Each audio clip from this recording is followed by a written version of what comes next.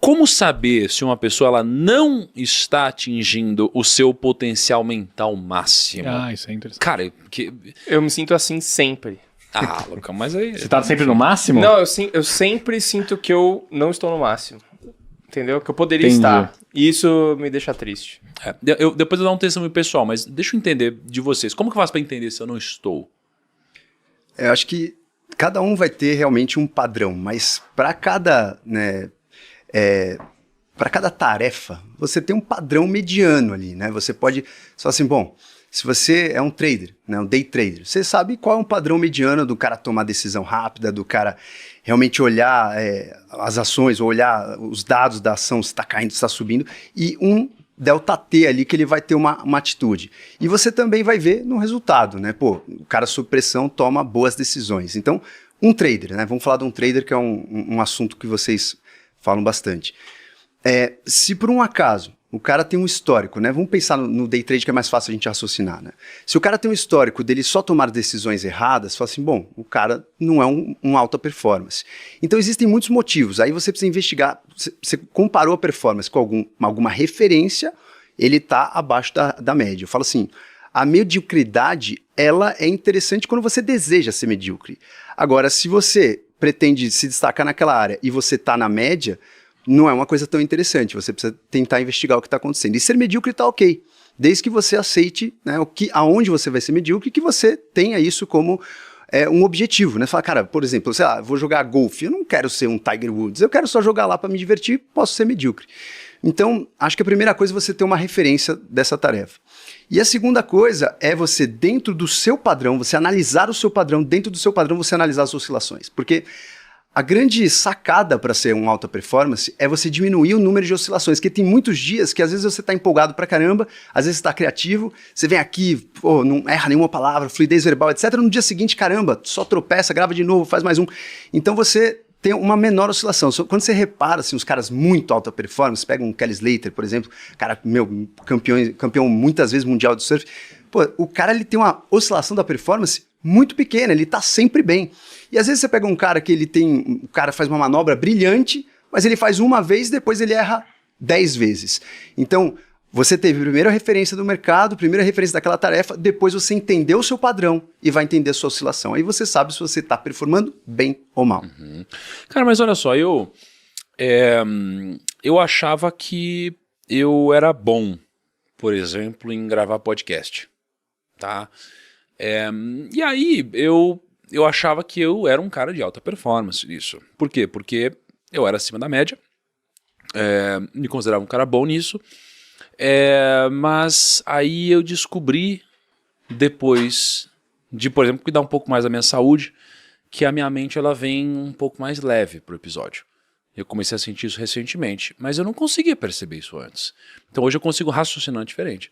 Hoje eu consigo conectar os pontos diferentes, sabe? Hoje eu consigo ter mais paciência, hoje eu consigo fazer melhores perguntas. Mas eu não sabia disso. Eu precisei passar por um processo do qual eu não tive parâmetro antes, do qual o meu parâmetro era acreditar que eu estava no topo da cadeia. Né? Então, será que tem alguma coisa que eu poderia ter feito para identificar que eu estava muito aquém? Tipo um teste? Eu acho que, na verdade, acho que a primeira coisa que a gente tem que pensar é que a gente não é produtivo o tempo inteiro e a gente não pode ser. Porque existe uma coisa que está gerindo tudo que a gente está fazendo, que é o nosso ritmo circadiano.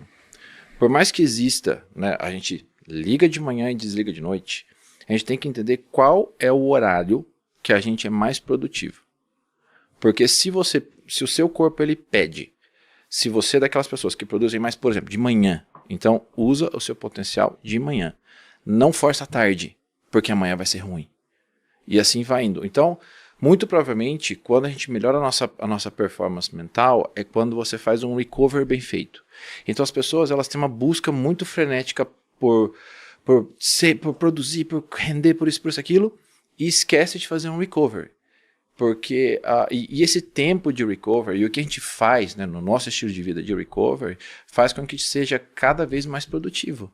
E isso a gente faz na rotina. Então, por exemplo, se você percebe que acordar atrasado e sair correndo te deixa irritado, você tem que acordar meia hora para não fazer nada. Você tem que acordar meia hora para sentar no Isso me sofá irrita muito mesmo. e ficar lá olhando para a parede, ficar lá brincando com o cachorro, ficar lá vendo uma bobagem na TV, pegar o celular, ficar vendo alguma coisa que te distraia.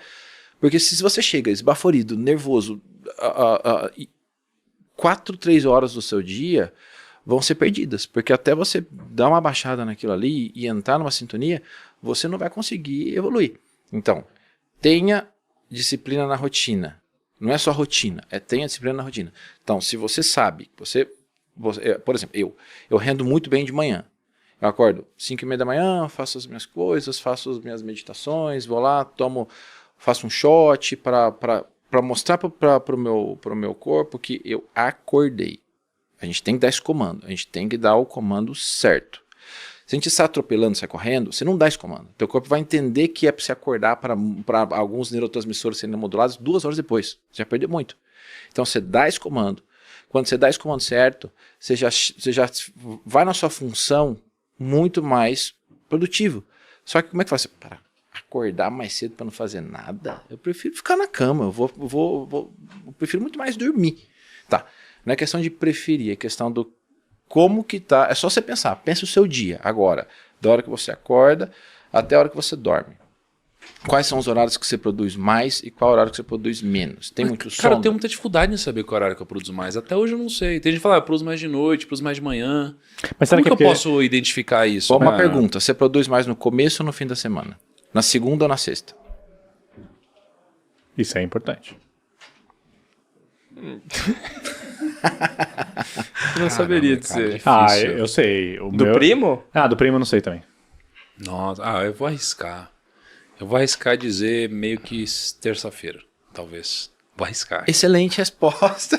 Porque na segunda-feira você está pegando no tranco, na sexta você está cansado. Então, na verdade, isso faz muita diferença.